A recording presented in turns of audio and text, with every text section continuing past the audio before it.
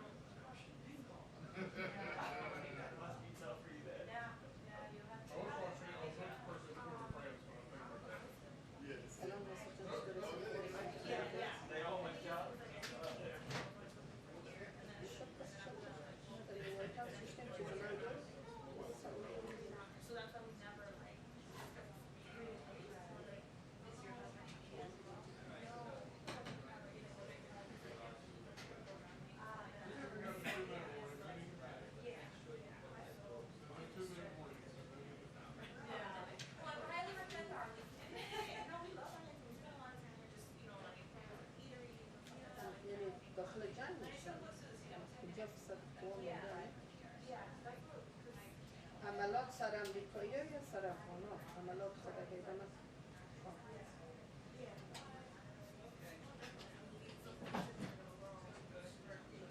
بیا جواب میدم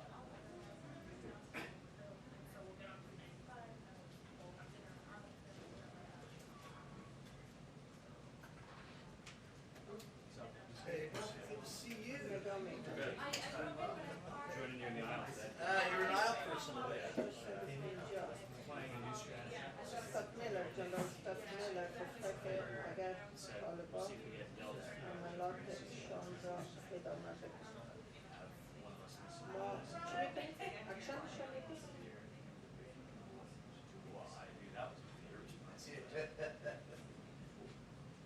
You go into that thing tonight, or there's a reception in Washington for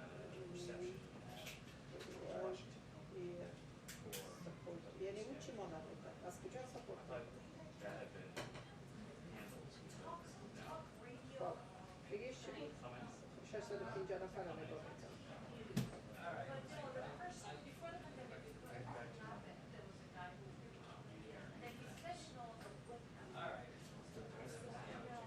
او را گفته که برای سفارت شده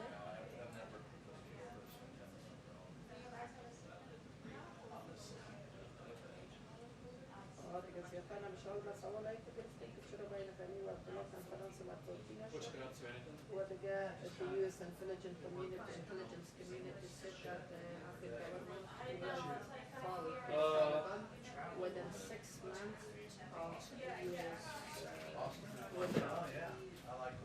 Withdrawal, that's why I have any different expectation immediately. Immediately صبحم وزیر چیزان آمده بود وزیر دفاعی او رو دیدم بسیارم فکرش تشکر نکنه قدنامش چیز آمده چی؟ کرم چی؟ کرم؟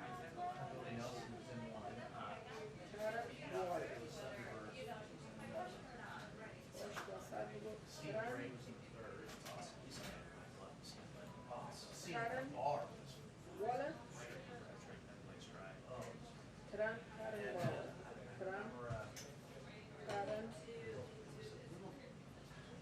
Karen Mimes, your big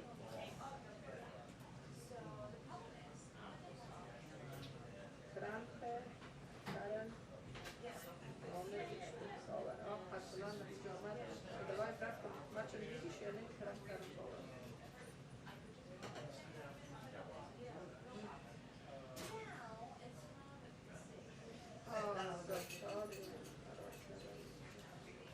خیلی شمیه طرفای تو خیلی خستایی جویه شمیه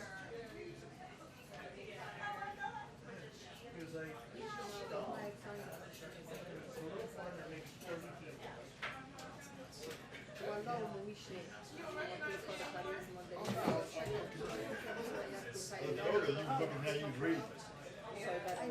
We got liver school this year.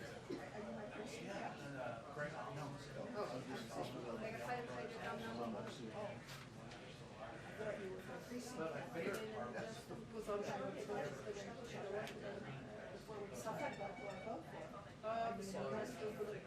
arra volt ott ennek чисто когда военная решила не спать, а можно и вчера базы пошел мне читал. Пришел в область.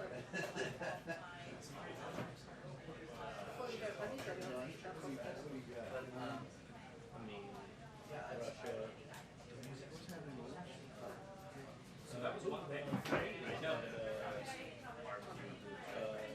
US was coordinating pipeline with the British. we didn't see any application of that.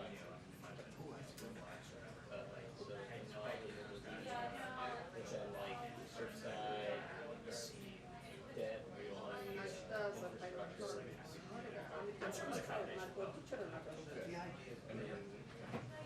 was some help in there. Not a lot.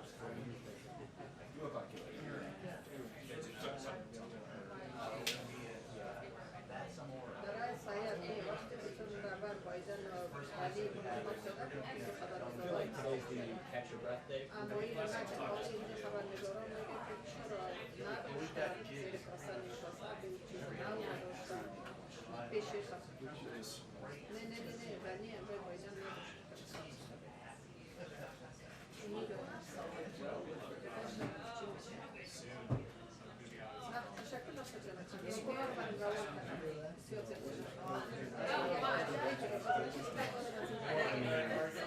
mean, you could also ask them about the. It looks like there's a video deal coming out with Trump on the impeachment. So there's always a program. What do I do?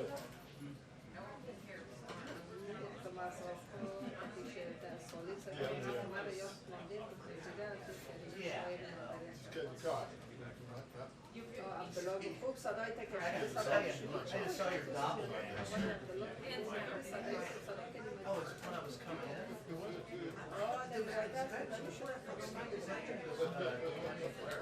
And he was a food.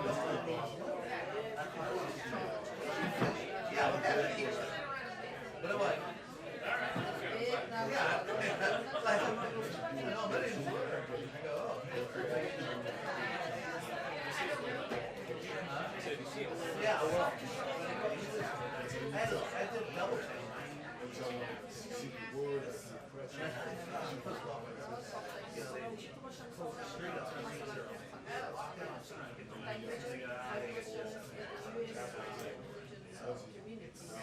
But also there's terrible paving work that they're doing. You drive it.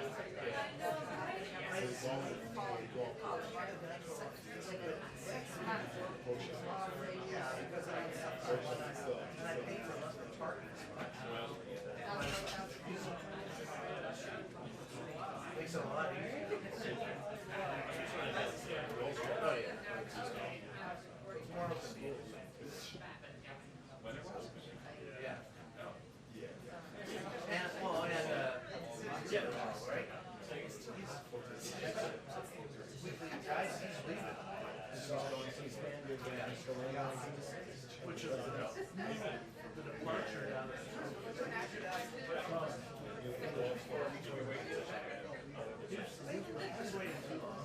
he didn't answer.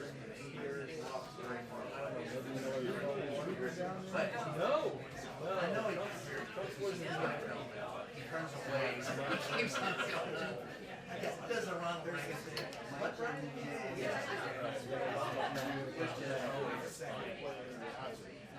takes me back to Donald's. Good to see you. He was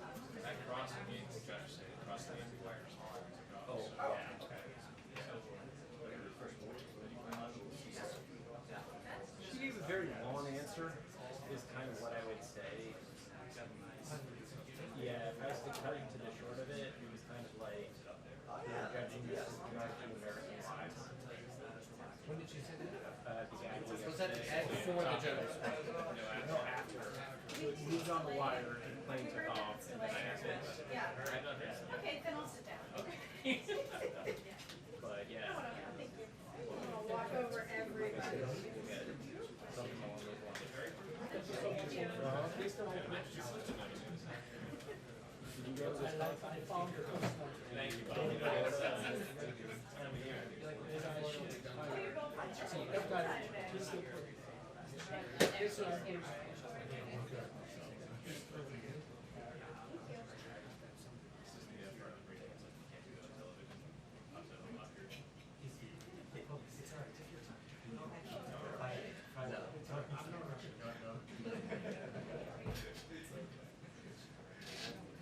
The thing about their 2 minute warnings is they actually are about very well called. I now remember why. Because there used to be signs like that.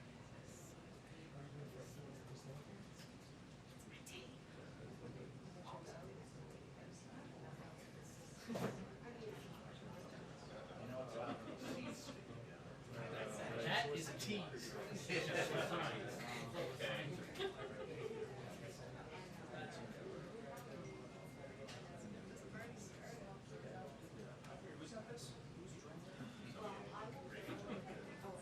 Otherwise I will. Oh. Okay, so I'm just saying.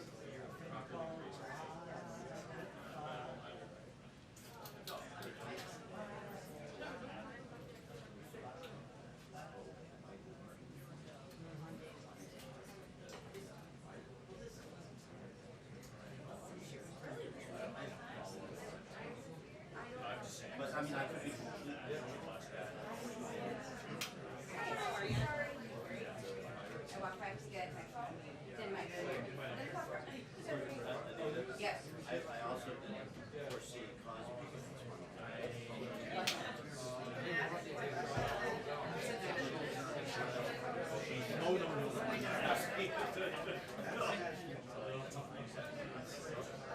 Yeah. Is there a statement of administration policy on the?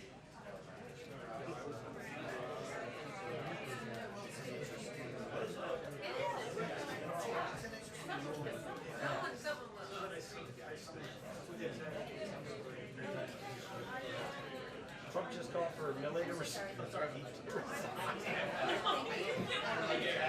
I'm on. Oh, I just realized you're sitting next to Portnoy. Damn, and me. We're on it.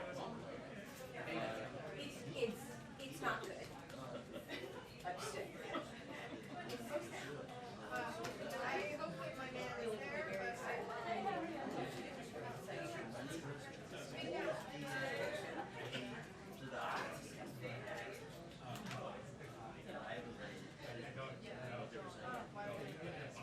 You know what? Here it is, Steve. I mean, that's, it's like talking about I think everybody. Wait, where was it? Andrew Johnson. Yeah. No, it's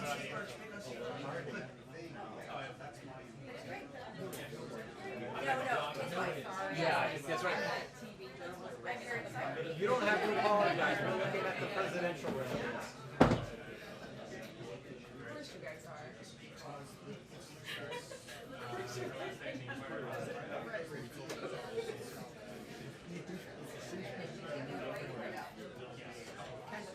can you do now too?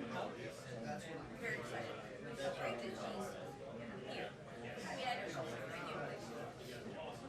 she's here. I mean, I don't know what I do, but home base.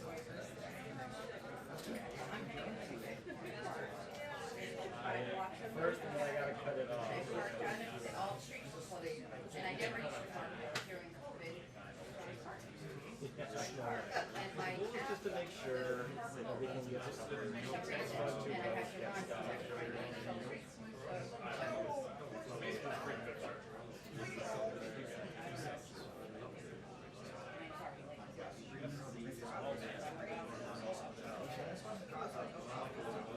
He's like walking out a free man. we can. Yeah, I know. Not even worth We it. turned around and was like, oh, no one's close. Was it Trump's lawyer who cut the deal with the guy who ended him in the impeachment? Right? Remember, because there was the one guy who gave that weird random intro during the impeachment, and he had been the Montgomery County prosecutor. So I'm wondering if that was. The law meandering and the wire game, big credits for Democrats. I mean, it's all right. No, I mean, it's a good question. Something.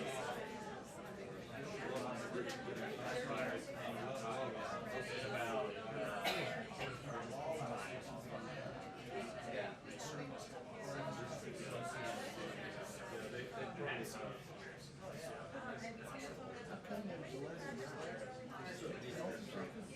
because he made a deal with the previous prosecutor that he couldn't prosecute.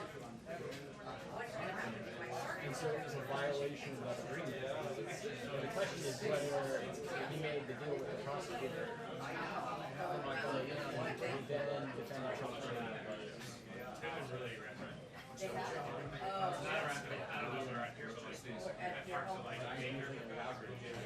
I went my arms 5 minutes. Oh, wow.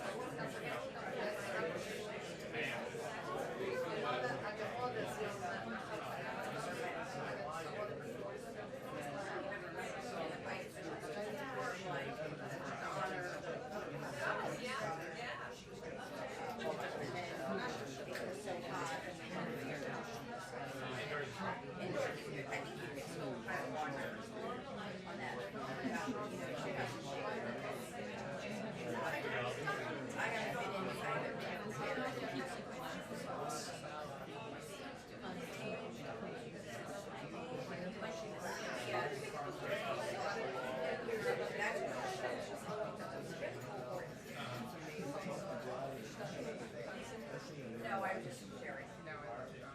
My favorite guy. You should be okay inside. You'll have air.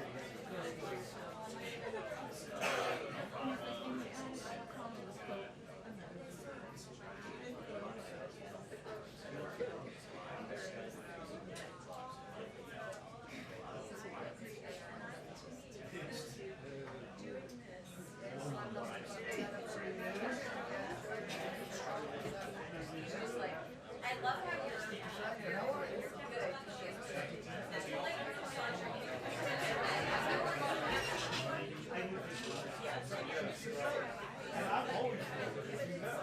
You're good. You're in all one down.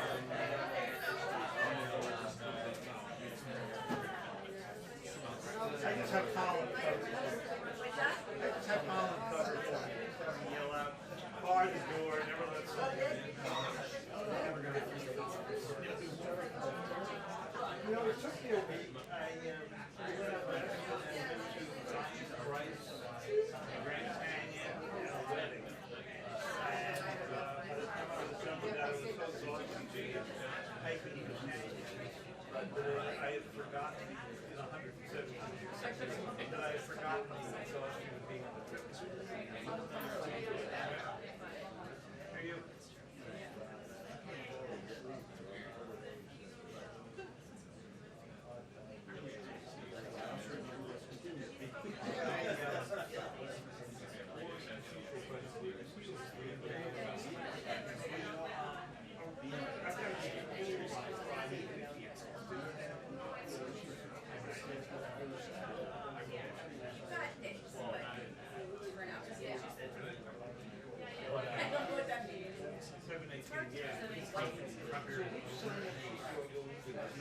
It's hard to determine what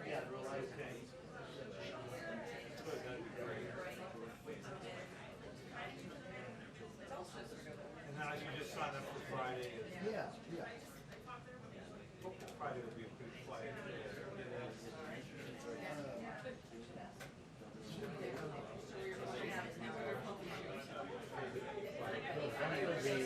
Friday will be busy. It's job day.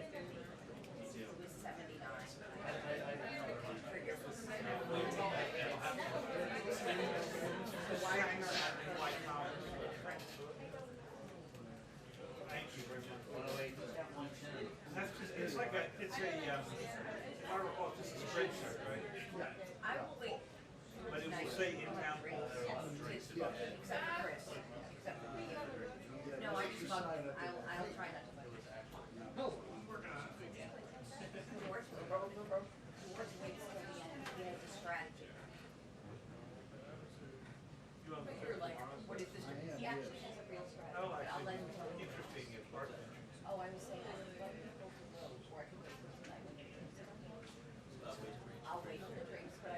never seen him play like this in the United States.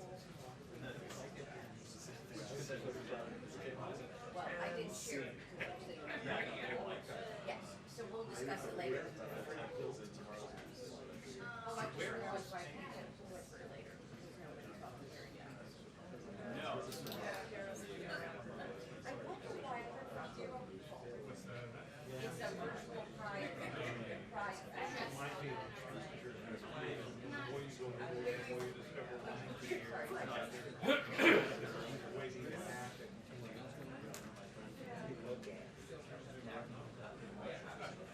Pulled up the wires. Ceasefire in Ethiopia is keeping Did the editor find out? hopefully not. That's a bad. Bill Gates is giving money to Putin directly after the divorce.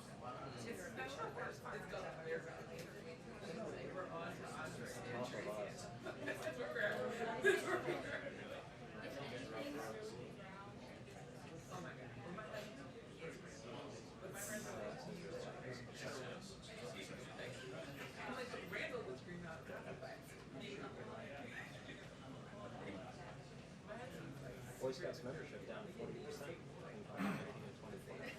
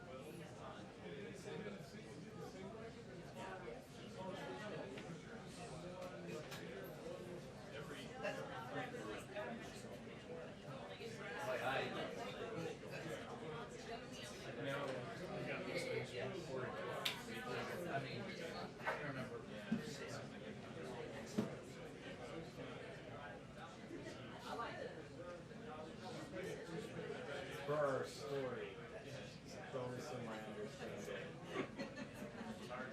is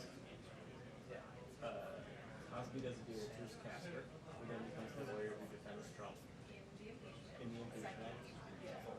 And because of the deal, the civil suit moves forward. If he can speak freely in the civil suit, and then the testimony from the civil suit becomes the basis for the prosecution. Which was unsealed evidence. Yeah. It's a prosecutorial misconduct issue. Anything about a charge. There's always a Trump. Well, I mean, the lawyer was the guy who did the weird, like, senators. So, like, he just seemed to be running up the block on.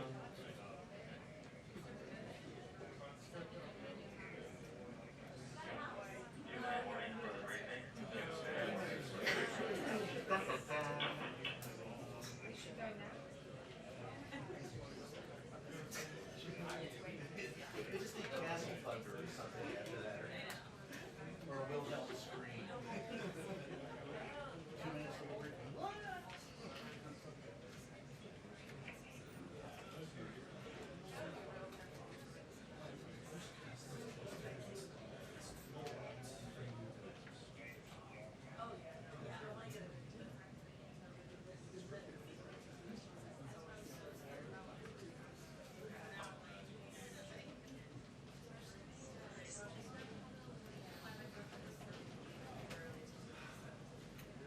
Now it can be.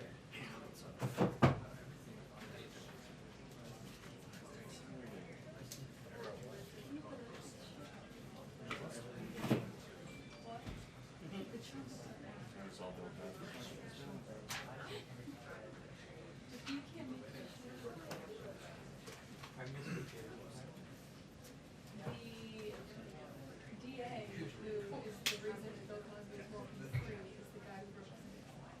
Oh, we've had all the tragedy.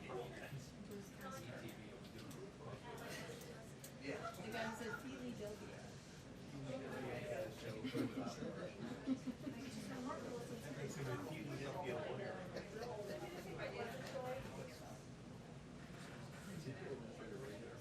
Regan. By the scene when Cosby walks out. I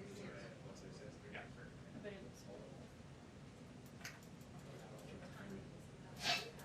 2 years in prison?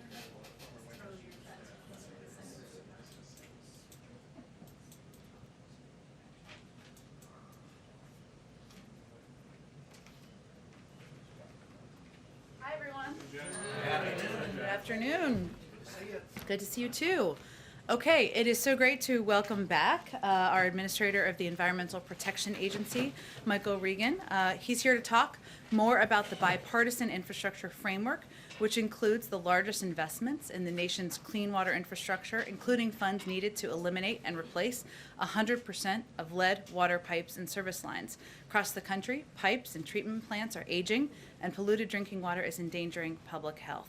Studies show that for kids, higher exposure to lead negatively affects academic performance and can lead to cardiovascular disease later in life. The investments in water infrastructure in the framework are unprecedented and also include funding to modernize wastewater systems across the country, including in rural areas and on tribal lands. He also just came from the president's meeting on wildfire preparedness with Western governors as well. And after that, we'll do a full briefing. As always, I'll be the bad cop when we're ready to take questions and it needs to go. Thank you so much. Thank you, Jen. Good afternoon. I just came from the president's meeting on wildfires with Western governors. The increasing intensity of wildfires in heat out west is a major public health challenge. President Biden is bringing leadership and resources, the resources of the federal government, to help those on the front lines in our western states. I briefed the president and his team on what EPA is doing to help keep people safe. The EPA has developed tools to help provide the public with reliable information to inform and protect people when wildfire smoke is causing dangerous air quality issues in their communities. As part of the administration's broader efforts to improve wildfire preparedness, EPA is deploying additional new sensors in heavy smoke areas to assess air quality. We will be adding the Fire and Smoke app to the Air Now mobile app next month so that firefighters, families, and people throughout the communities in the West can take action to reduce their exposure. You can learn more about this resource, tracking smoke and air quality, at airnow.gov/fires and visit ready.gov/wildfires to learn about actions you can take now to prepare for wildfires and stay safe. You know, this is one powerful example of why we need to do more to rebuild our infrastructure that can withstand the impacts of climate. Because as wildfires rage out west, floods are consuming communities elsewhere. The extreme weather events Americans are experiencing year-round underscore the need to make bold investments needed to tackle the climate crisis. The bipartisan infrastructure framework would make the largest investment in American history, nearly $50 billion in the resilience of the physical and natural systems. Breathing air and drinking clean water are at the heart of President Biden's Build Back Better agenda, because he believes no family, no child should be still drinking water from lead pipes. Water infrastructure is a huge part of the President's American Jobs Plan, and it's carried through in the bipartisan infrastructure framework, and for very good reason. Clean and healthy drinking water and safe and effective stormwater and wastewater infrastructure is necessary for every thriving community. Yet, as you see here on the screen, there are still an estimated 6 to 10 million lead service lines that need to be replaced all across the country. In the few months since I've started this job, I've had the chance to hear directly from communities and visit water infrastructure sites and programs all around the country. In St. Louis, Missouri, where there are still an estimated 28,000 lead service lines, I visited a drinking water plant that is more than 100 years old. The director there told me that we need to invest in our water infrastructure before it's too late. In Illinois, where there are 400,000 lead service lines just in the Chicagoland area, I heard from people who are struggling to address the urgent need for lead pipe replacement. We know that low-income people and communities of color are disproportionately at risk when it comes to lead-contaminated drinking water. And last week in Baltimore, I had the privilege of meeting with the young folks who joined a job training program that are now successfully working in water infrastructure jobs. Getting clean and healthy drinking water to people isn't a political issue. It isn't a partisan issue. It's an American issue. Access to clean, safe drinking water is fundamental to protecting all people, regardless of zip code or how much money they have in their pockets. And that's why the bipartisan infrastructure framework makes a transformational $55 billion investment in our nation's water infrastructure, including the funds needed to replace our nation's lead pipes. This will be the largest investment in clean drinking water and wastewater infrastructure in American history. By upgrading and repairing our aging infrastructure, it will ensure people have reliable access to safe and clean drinking water that they deserve. Replacing lead service lines will bring long overdue progress to overburdened communities that have been disproportionately impacted by exposure to lead in their drinking water. And by putting dollars into our communities, it will create good-paying union jobs and strengthen the future water workforce of our nation. The bipartisan infrastructure framework is a critical first step to implement President Biden's vision to build back better, enhance our climate resilience, and ensure clean air and clean water. We know that there's more work to be done, which is why the President will continue championing his full American Jobs Plan. President Biden's leadership on responding to wildfires in the West, building our nation's resilience to climate change, and prioritizing water infrastructure is already bolstering the work for EPA. And I'm grateful to the President, I'm grateful to Congress, and the American people for their ongoing bipartisanship support on these very important issues. All right. Who's going to go ahead? Oh, thanks. Sir, in the meeting with the governors on water rights, was there any discussion of water allocation decisions in the western states with any of the governors today? No discussions there. Basically, we discussed that we're experiencing a very tough wildfire year, upcoming year. We talked about staying very closely coordinated, And the president talked about providing additional resources for resilient infrastructure and water management and forest management. Was there any discussion about rolling blackouts to prevent wildfires? Was there talk about that? No. Any other concerns that the governor's brought up that, that we need to know about? Just that we need to work closely, federal and state, leveraging resources, and again, staying in close coordination throughout this wildfire season. Can you talk about, given you're talking about extreme weather events, like what's happening with the heat wave in the Pacific Northwest, can you talk about how that factors into your enforcement strategy at EPA and cracking down on polluters? Well, what I can say is that we're really laser focused on these climate change impacts. And so therefore, we really are deploying our air quality monitoring systems to help folks understand the implications of wildfire pollution. We really are ramping up enforcement in this EPA. We believe that enforcement is a tool in our toolbox that need to be deployed so that we can keep everyone on the right track. Talk about also, I know that EPA is hiring up to 1,000 new staff. Can you give an update on how that's going and what areas you're looking to hire in? We're looking to hire, and really we had a lot of people leave the agency during the previous administration. What we want to do is continue to build on our scientific integrity, our ability to capture and push data out, and really develop the sound expertise amongst all of our professional classes to inform how EPA does its job and accomplish its mission. Thank you. Thank you for taking my question. Do you support pursuing additional funds beyond the bipartisan plan in the reconciliation plan for drinking water in particular? I think the president has made it clear that he's got ambitious goals laid out in the American Jobs Plan. This infrastructure framework is what we're seeing as a first critical step. So he's got a number of tools in his toolbox. We're happy that he's going to deploy those tools, not only for water infrastructure, but for climate as well. Can I ask you a follow-up question about what's going on in Florida? The EPA has said that there are particles that could be toxic to people's long-term health related to the collapse of the building in Florida. Is the EPA making any recommendations or suggestions to try to protect people that are living in the area and, of course, the first responders who are searching the rubble?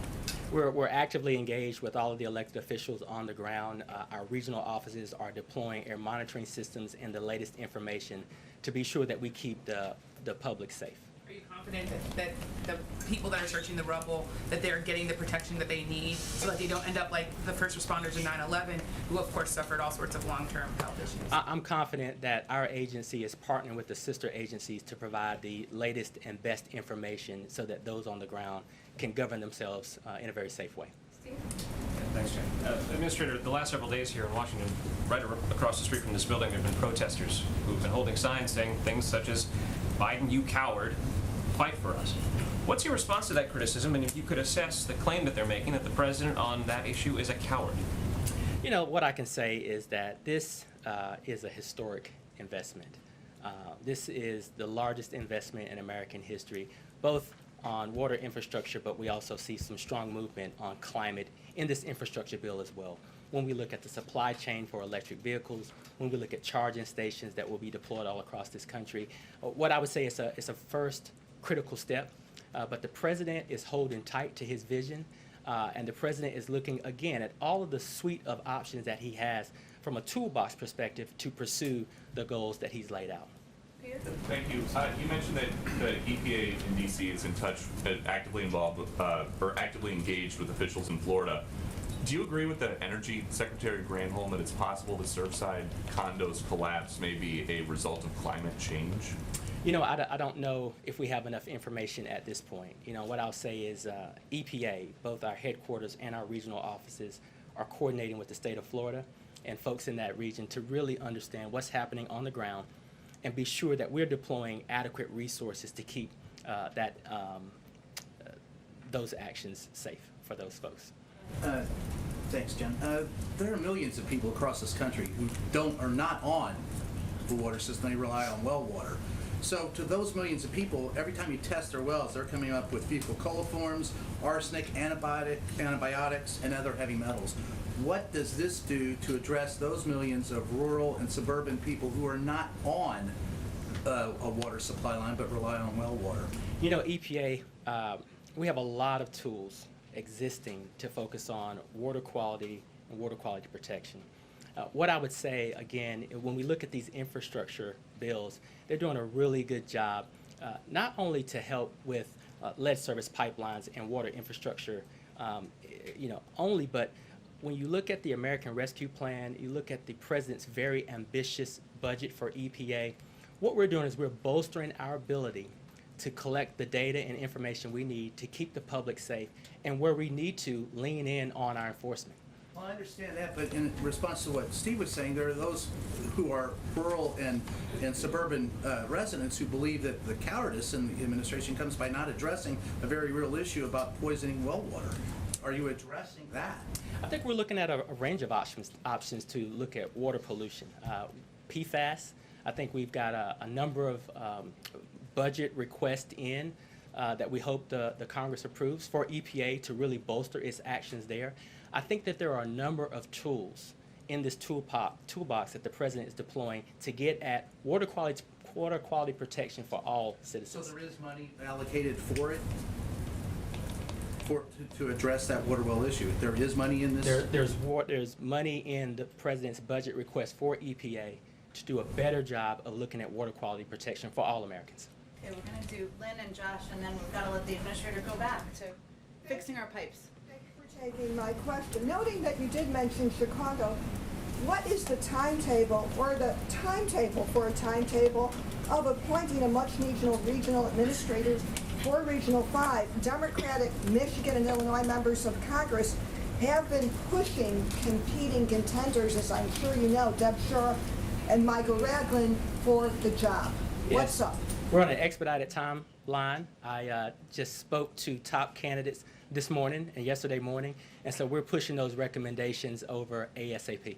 So when you say top candidates, are they Micah Ragland and Deb Schor, or is it someone else? Just so I know with specificity when we write this. Yes, I spent time with two top candidates this morning and yesterday, and we're going to push those forward ASAP. And how fast is ASAP? Well, that depends on how we work with the White House to get it done. So I don't have a specific timeline in terms of how we navigate the personnel process, but we're pushing as fast as we can. Listen, we recognize that we need our regional administrators in place if we're going to be successful to expedite and execute on the President's very ambitious agenda on climate, on water quality, environmental justice, and the like. So this is a top priority for us. Great. Last one from Josh. I want to go to the lead service lines. Could you break down the timeline for when you think all of these would be replaced? And then secondly, on the issue of cost, how are you looking at cost? We're told that it would cost on average $27,000 to replace a lead service line in Chicago, but the administration seems to be budgeting it around $4,000 to $6,000. You know, our estimates show that with the ask that the President has in this infrastructure plan, that we can replace 100% of the lead pipes. Obviously, when you look at timelines, that really is city by city, instance by instance.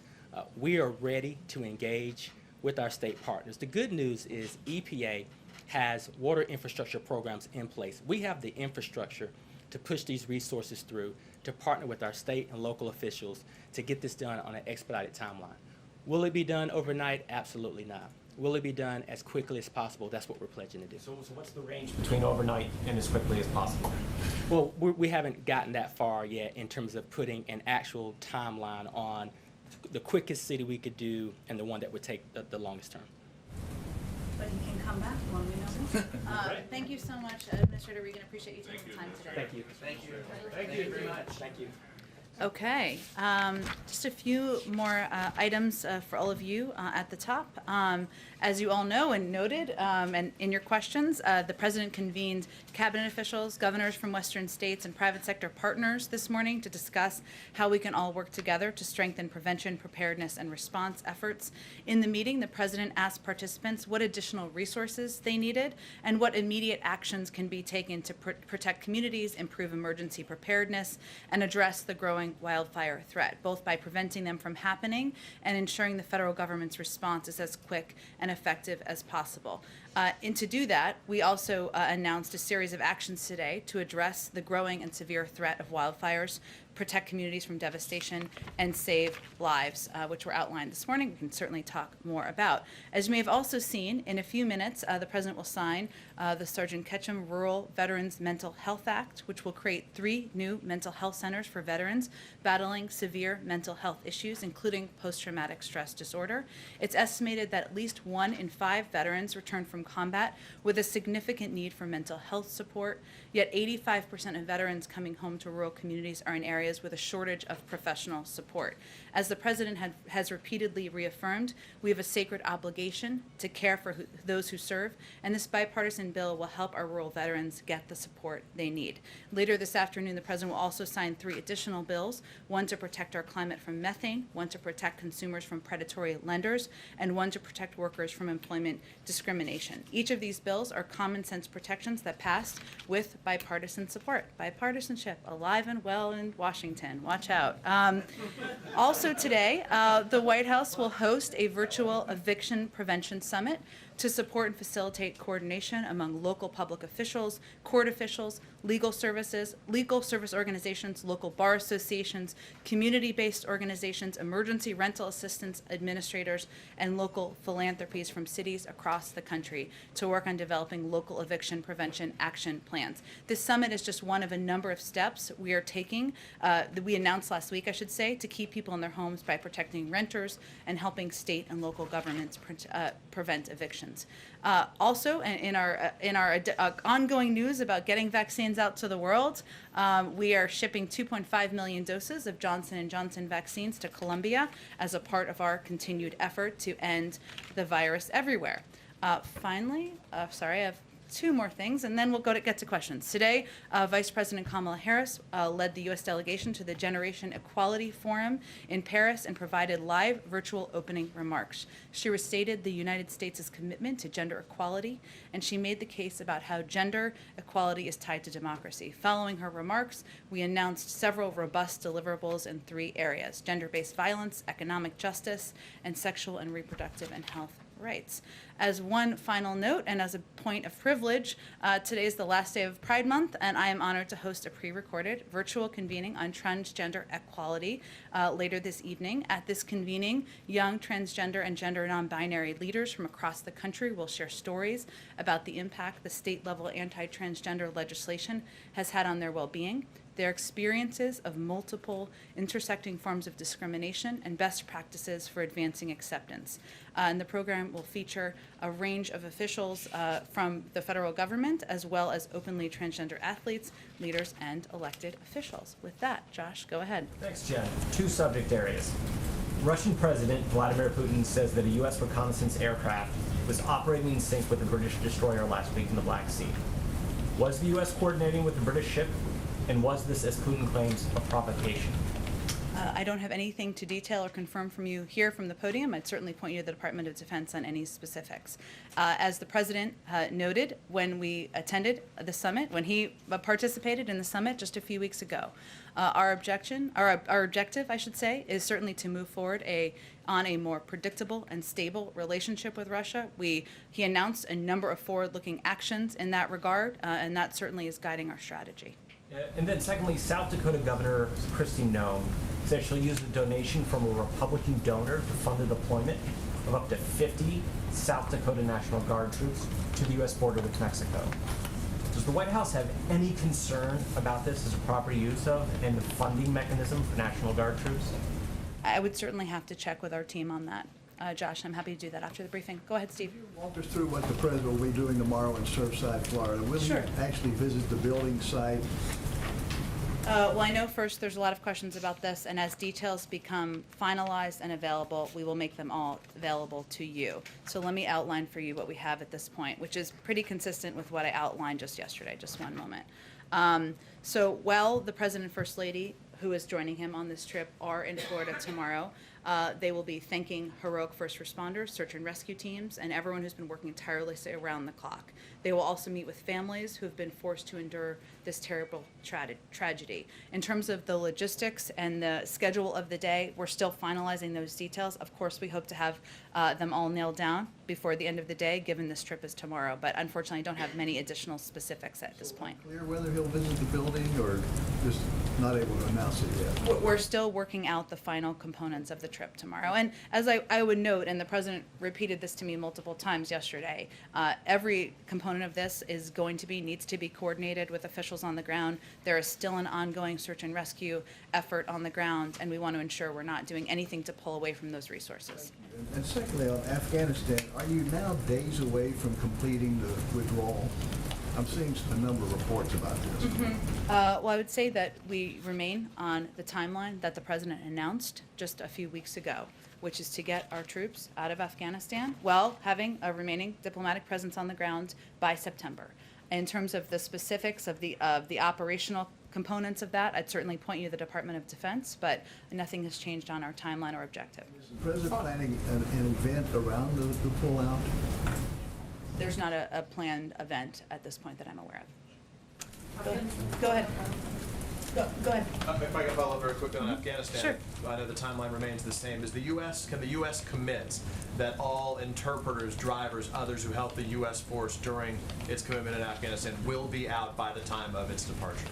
Well, I would say, Peter, that what our focus is on now is expediting that processing. As you know, we announced just last Friday that we were taking steps to evaluate options for moving individuals to another location so that they could complete their processing, individuals who are already in the pipeline. In terms of the numbers or what that looks like, those operational components are still being worked through. So the potential is that there may still be some in Afghanistan. We're working to do that, which is what I conveyed on Friday. We're working to do that on the timeline in advance of the withdrawal of U.S. troops. I would also note, though, that we will still have a diplomatic presence on the ground. That is our continued commitment, and that will continue after September. Let me ask you about the comments of Austin Miller. He's the general there, the commander in Afghanistan for the United States, who said yesterday to reporters, civil war is certainly a path that can be visualized if it continues on the trajectory it's on. He said that should be a concern for the world. What does the president, what does this White House say about that concern from its top commander on the ground down in Afghanistan, given they're already seeing Taliban violence increase in large swaths of that country? Well, I would say, Peter, that when the president met with the leaders of Afghanistan just last Friday, he reiterated our commitment to working with them and continuing to support them, whether it's security assistance, humanitarian assistance, or other ways that we can play a constructive role, even as the president is continuing to, and we're continuing to operationalize on the withdrawal of our troops. I'd also note that when the president made the announcement about our decision, it was in part based on a timeline that was committed to by the prior administration of May 1st. And if we kept our troops in Afghanistan after May 1st, they would be shot at. And that was a decision that, as a commander-in-chief, he had to make. There have been assessments out there made by our intelligence community and others about the conditions on the ground. We are going to continue to work with leaders in Afghanistan, as the president reaffirmed last Friday, but it's not changing our plans or our timeline for moving our troops. Last question is making headlines across the country right now. We just heard from the Pennsylvania Supreme Court that Bill Cosby's conviction for sexual assault has been overturned. They can no longer pursue those same charges against him in the future. Right now, the president obviously has long commitment to violence, the Violence Against Women Act that he helped write. The White House's reaction to that, first of all? Well, first, as you noted, those reports just came out shortly before I came out here. I don't have a direct response from the White House to that announcement. I will say, which you touched on, and I'll just use the opportunity to reiterate, that the president has long been an advocate for fighting against violence against women, for ensuring that we are raising the voices and the stories of people who have been survivors of sexual assault. That's something he has done throughout his career and will continue to do. But I don't have a specific comment on that announcement today. If we do have one after the briefing, I'll make that available to all of you. Go ahead. Thank you, Jen. What does the White House think about Congresswoman Ilhan Omar saying that she does not regret comparing Israel to Hamas and the Taliban? Well, any attempt to draw an equivalency between the United States and our close ally Israel with a terror group like Hamas or the Taliban is false and unacceptable. Representative Omar has said that was not her intent of her comments, but those certainly are not comments that we've made from here. And on another subject, you mentioned at the last briefing that you think Republicans wanted to defund the police because they did not support the American Rescue Plan. Which Republican ever said that they did not like the American Rescue Plan because they wanted to defund the police? Well, first, let me just note that the president ran and won the most votes of any candidate in history on a platform of boosting funding for law enforcement. after Republicans spent decades trying to cut the COPS program. There's record of that. That doesn't require anyone having new comments, and then also stood in the way of crucial funding needed to prevent the laying off of police officers as crimes increased. That's a simple statement of fact. I understand what you're saying there. However, there are lots of examples of Democrats explicitly saying they want to defund the police. We've got Congresswoman Cori Bush, Congresswoman Ayanna Pressley, Alexandria Ocasio-Cortez, Ilhan Omar. Are there any examples of Republican members of Congress saying they want to defund the police? I think most people would argue that actions are more important than words, wouldn't you say? Well, to that point, to your point there, at the time of the vote on the American Rescue Plan, you had the Republican leader in the Senate, Mitch McConnell. He said he just didn't like it because he thought it was a classic example of big government Democratic overreach in the name of COVID relief. And then Kevin McCarthy said he thought Democrats were using coronavirus as an excuse to justify funding pet projects. Well, where is the we're going to vote against this because we want to defund the police? Again, I think actions speak louder than words, Peter. So if you oppose funding for the COPS program, something that was dramatically cut by the prior administration and many Republicans supported, and then you vote against a bill that has funding for the COPS program, we can let other people evaluate what that means. It doesn't require them to speak to it or to shout it out. Their actions speak for themselves. Go ahead. Two questions. The first one on infrastructure, in reference to the bipartisan support here. We just heard from House Speaker Nancy Pelosi. She's doubling down on this idea that she's going to hold on to one bill until she has the other. But we've also heard from Leader McConnell, and he says that President Biden's clarification is just a hollow gesture unless Democrats like Pelosi agree to changing their approach. So does this strategy by the House Speaker risk bipartisan support for this deal? Well, I would say that what leaders in the party have asked the president to do is to go out there and make the case for how this bill, how this piece of legislation will help the American people. He just did that in Wisconsin yesterday. He just had his EPA administrator come out and do that for all of you. And we think the American people are most focused on what this is going to do for them and less on the process. It's up to leaders in Congress to move this forward. The president looks forward to signing both pieces of legislation into law. But if Republicans are expressing concern, saying they may not vote for this bipartisan package unless these two are not linked in some sort of way, is this putting that deal in jeopardy?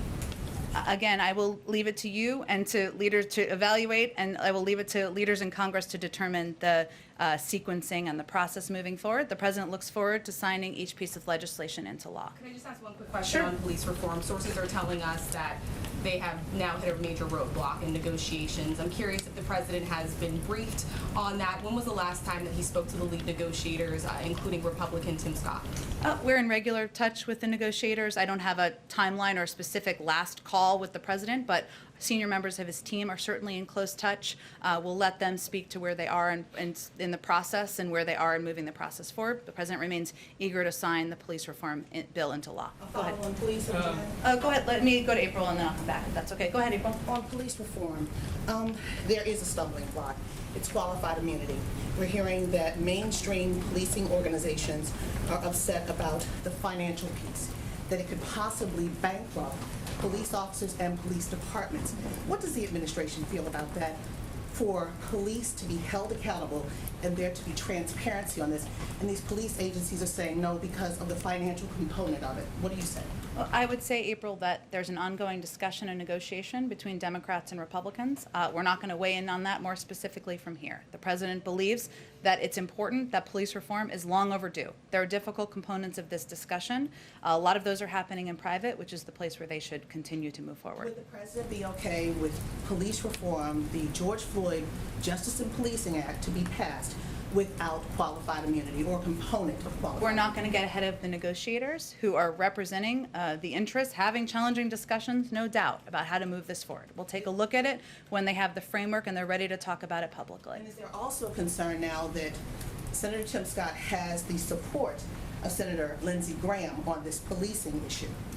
Is there concern he has his support? Yeah.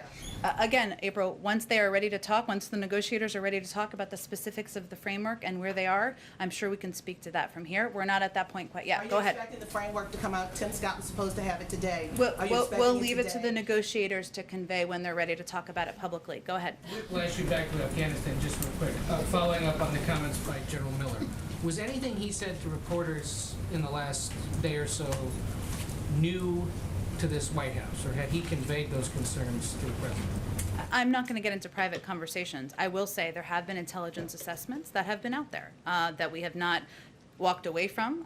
Certainly we leave that to our intelligence community to speak to, and that's an important part of what is put out from the federal government. What I've conveyed to you and what I'd reiterate is that the president made a decision because he felt that it was long past time to bring our troops home, and that there is not a military solution to the war in Afghanistan. We need to continue to support a political process, a political solution, something that our diplomats are continuing to do. And of course, our Department of Defense is continuing to work on the timeline of bringing our troops home by September. At the same time, we are going to continue to be partners to the leaders in Afghanistan and providing resources and assistance wherever we can.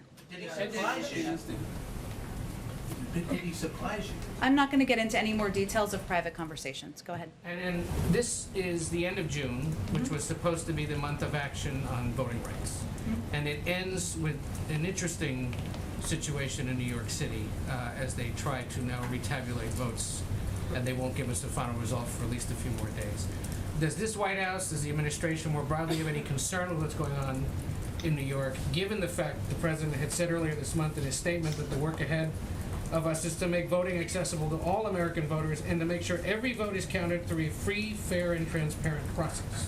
That continues to be his hope and his commitment and his desire, but I don't have any assessment from the White House on the New York vote counting reporting, I'll call it. Go ahead. Does the president want House Speaker Pelosi to put a Republican on the January 6th commission? The president believes that Speaker Pelosi is acting in an appropriate manner as a follow-up to her effort to get a bipartisan commission passed, something that was blocked, as we know, in the Senate by Republicans. And in terms of what the compilation is and what it looks like, he certainly trusts her view on this. Does he think a Republican could act in good faith on this commission? The president believes certainly Republicans can act in good faith. He's worked with them on a range of objectives, but he is going to, of course, rely on the decision of Speaker Pelosi and how she wants to see this commission put forward moving forward. And on the Bill Cosby conviction being overturned, I know what you said to Peter, but it's not because he's innocent. It's because of a decision that a former prosecutor made. So what message do you think that sends to women, in the Me Too era who come forward with sexual assault allegations, and to see something like this happen? What is your response to that? Well, I would say, Caitlin, that I just want to be careful about not speaking to a specific decision by a court, but I can say, broadly speaking, as I tried to do earlier, that obviously the president is somebody who has fought for, advocated for, elevating the voices and stories of women who are survivors of sexual assault, sexual abuse, and certainly knows that's a difficult journey for many of them. And he believes that these women are courageous, they're brave, and he wants it to be an environment, wants us to live in a country where women will feel comfortable moving forward and telling their story. But again, if there's a specific comment we have as it relates to this ruling today, I will provide that to all of you after the briefing. Go ahead, David. Two follow-ups on things that you mentioned before. Earlier you said that we're 2 weeks out from the Putin summit, and you'll remember... Did I do my timer? Okay. You got it just right. Okay. And you'll remember that at that time there was discussion of setting up some conversations pretty quickly on cyber and some other arenas. Can you tell us whether any of those have happened, whether any of those are planned so that you don't lose momentum from this? Sure. I know that the president was eager to get those going as soon as we could.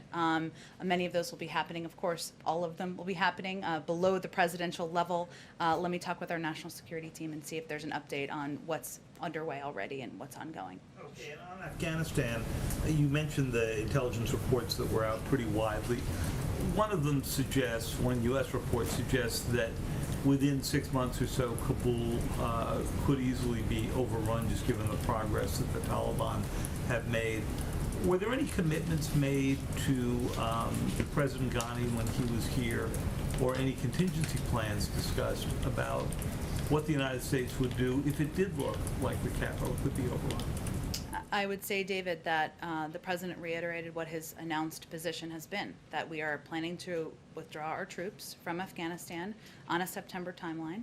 but also reiterated our commitment to working as a partner and to supporting Afghanistan with security assistance, humanitarian assistance, and others. We didn't get ahead of that with hypotheticals. You did not get into the specifics of what I don't have happened. anything more to read out from the meeting. Well, let me finish. But the president's commitment to bringing our troops home from Afghanistan has not changed. He reiterated that same commitment in his meetings on Friday. Go ahead. Thanks, Jen. Tomorrow's expected to be the last day of the current term of this Supreme Court. Historically, we've seen justices who plan to announce their retirement do so at this time. Is this White House making, well, what if any preparations are you all making for the possibility that Justice Breyer will announce his retirement? We leave that decision to Justice Breyer to make. Are you guys watching this at all? I mean, is this something the president has thought about as we get toward the end of this term? Or? As you know, the president said on his campaign that he committed to nominate if there was an opening, and we do not know if there's an opening, and it is up to the justices to decide whether there will be an opening, to nominate an African-American woman to the Supreme Court, something that would be history-making, and if there's an opportunity, he remains by that commitment. But we will leave it to any justice to determine the timeline of their retirement. Can I ask a follow-up question in Florida? Does the president plan to speak with Governor DeSantis when he's on the ground in Florida? Sure, it's a good question. We will have more details, I expect, later today on the specifics of his visit tomorrow, where he'll be going, who he'll be meeting with, but I don't have any specific meetings with elected officials to read out at this point. Have they been in touch? Has Governor DeSantis and the president, have they talked about the situation in Surfside? As you know, they had a conversation late last week. Also, the president sent his FEMA administrator down on Sunday. The president spoke with his FEMA administrator to get an update on that at the conclusion of his visit. I don't have any additional calls to read out for you. Go ahead. I'm going to ask you, Jen, a variation of the question I asked the administrator with respect Okay. to the protesters outside Sure. in the last few days. How are those protests being received here? Is the president proud of those activists? Is he ashamed by them? What's the view here in the West Wing? I would say first that we respect the right of anyone to peacefully protest. That's an American right and a fundamental right.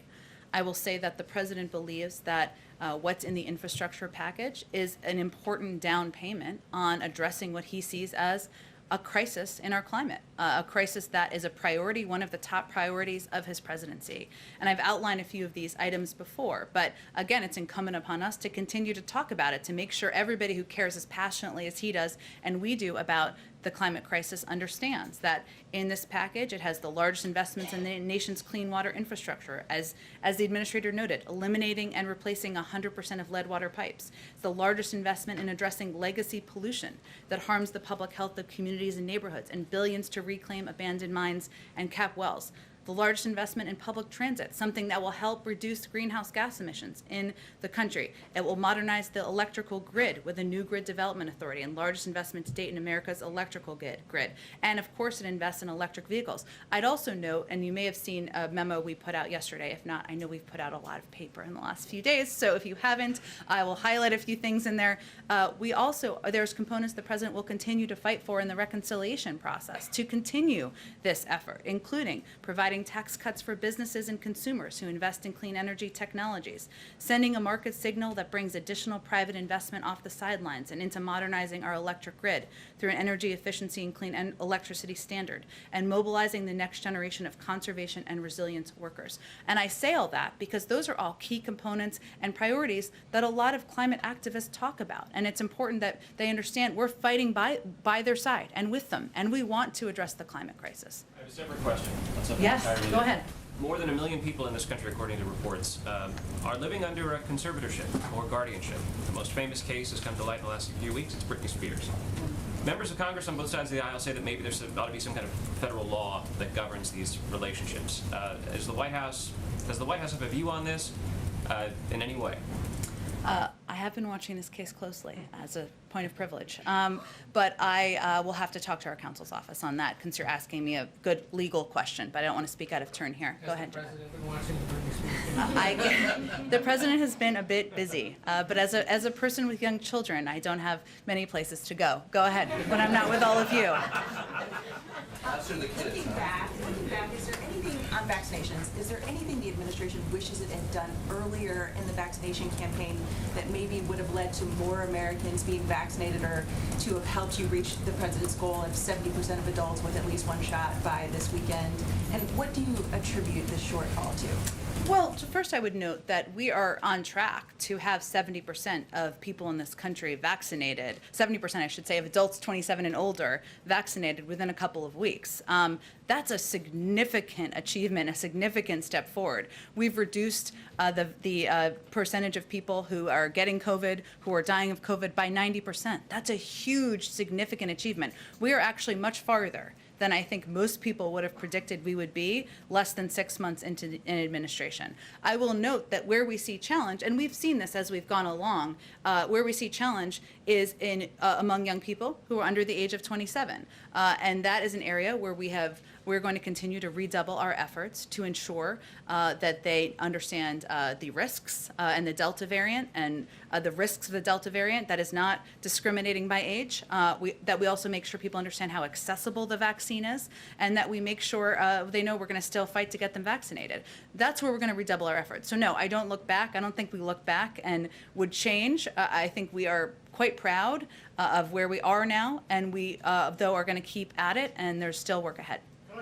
Go ahead. Couple of questions related to COVID and travel, international travel in particular. You mentioned yesterday in the gaggle that there are these working groups working on resuming travel. I'm wondering what the holdups are, what they're trying to work through, and also whether the White House believes that these current restrictions are keeping Americans safe. Sure. Well, we wouldn't be putting them in place if we wouldn't have them in place if we didn't think they were keeping Americans safe. But I will say the working groups, which are already underway and are led by the White House COVID response team and the National Security Council, with participation from officials from across the government, they are leading a process that is directed by, I should say, public health. There are significant logistical considerations in safety and effectively reopening travel. They're all taken into account, but they are continuing to assess. We understand people want to travel. We want to travel too. We know people want to come here and people want to travel other places. We understand that, but we put these working groups in place so that we could work closely and in partnership with these countries on addressing the public health challenges. For not letting vaccinated Europeans to visit the United States. What's the argument? Again, we're in touch with we have these working groups with Canadians, with Europeans, with others to determine the timeline and pace when we can reopen and do it safely. I have a couple more questions on that, though. A couple months ago, Andy Slavitt, I think it was, in one of the COVID briefings, said that there would not be any sort of government COVID passport. However, the U.S. government would provide guidelines to industry about what vaccine verification would look like, or best practices. Where are those guidelines? They were always meant to be basically an FAQ on the website. I don't know that they were meant to be anything more formal than that. I can certainly check and see what's on our website, or what information I should say we're providing to businesses who inquire. Because I know I've spoken to industry groups who are somewhat concerned that there isn't much clarity about vaccine verification, the travel industry, for instance. One other question on this. Do you expect that there will ever be a scenario where the U.S. requires vaccination for travelers coming to the U.S., for instance, from Europe or India? From the federal government or from the airlines? Or from the federal government. I assume you don't control the airlines. We don't. I would say that is not our intention. Go ahead, Anita. I just wanted to go back to the infrastructure bill.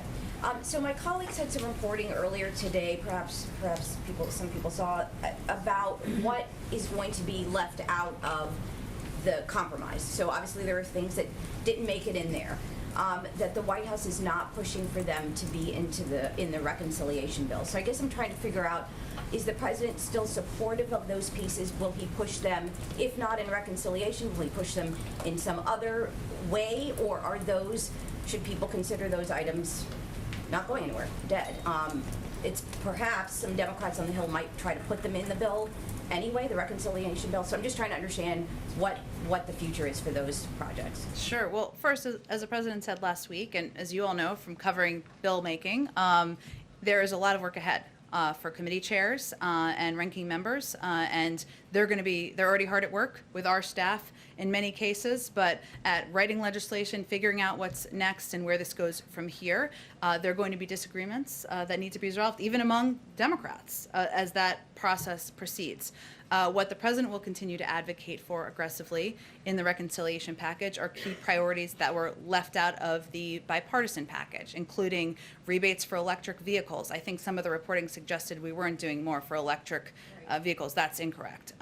Rebates for electric vehicles, clean energy tax credits, and the components of his American Families Plan, including an extension of the child tax credit, universal pre-K, ensuring community college is a real option.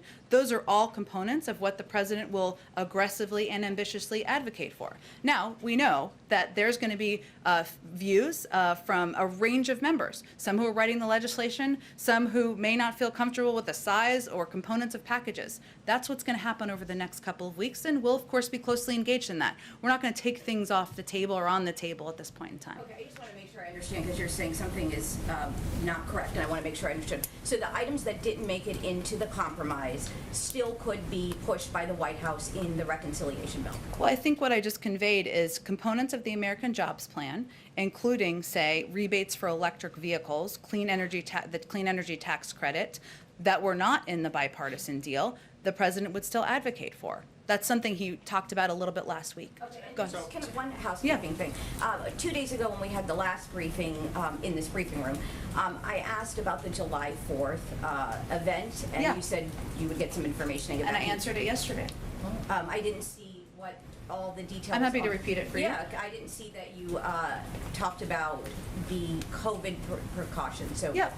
Guidance was sent out to individuals who are attending that conveyed that they should get tested 1 to 3 days before coming to the White House. If they've been vaccinated, obviously according to public health guidance, they don't need to wear a mask. If they have not been vaccinated, they should wear a mask, and that's the guidance that's been provided. and is it still, it was 1,000 invitations, or is 1,000 people expected? I believe it was 1,000 invitations. I think most people are hopefully accepting their invitation to the White House, but I don't know that we have a final number for attendees quite yet. We can see if there is. With plus ones. Okay, let me just do one more, because you've been so eagerly awaiting, raising your hand. Go ahead. Right there. Oh, you're not eager anymore. Go ahead. You're ready. We're ready. This is the moment. What's your question? So the question is about the Delta variant and Yes. July 4th celebrations. The White House has been promoting the idea that we should get together for barbecues. Local officials should be having events, things like this. Has the variant changed any of the White House's encouragement or plans? Should people be more cautious than they would have been otherwise? Well, first, let me repeat something that a number of our public health officials have been conveying on a number of your networks throughout the day. One, we've had them out there because we know there's been a lot of questions about this and confusion, and we want to be as clear as possible.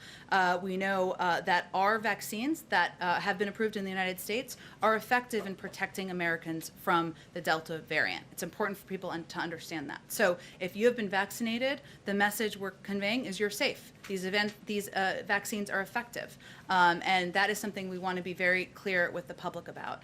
Certainly, it's up to individuals. If you are not yet vaccinated, you are not safe and protected. That's why you should go get vaccinated. It's not more complicated than that in some regards, but it's important to note that the vaccines that have been approved here, our public health officials have been out there conveying that they're safe and effective. We certainly feel comfortable and confident in moving forward with our event here at the White House, and in individuals having barbecues in their backyards this weekend to celebrate the 4th of July and America's birthday. Thanks so much, everyone. Have a great day. Thanks a lot, Jen. Thank you.